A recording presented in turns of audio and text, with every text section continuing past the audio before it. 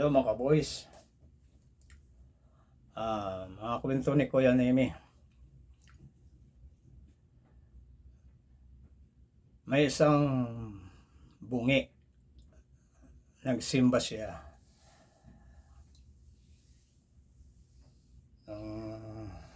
Nung mag-communion na, lapit din siya.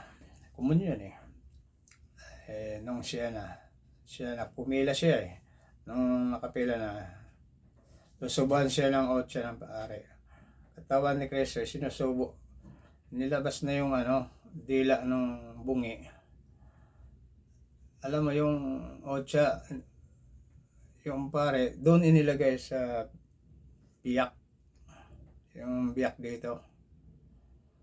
Hindi na nagulat yung bungi, sabi niya. Ano naman ginawa ang nyukmax. Yun. May sumunod naman na, may sumunod din doon na bungi rin. Yun din ang ginawa nung pare. Nilagay doon sa shoot, doon sa biyak.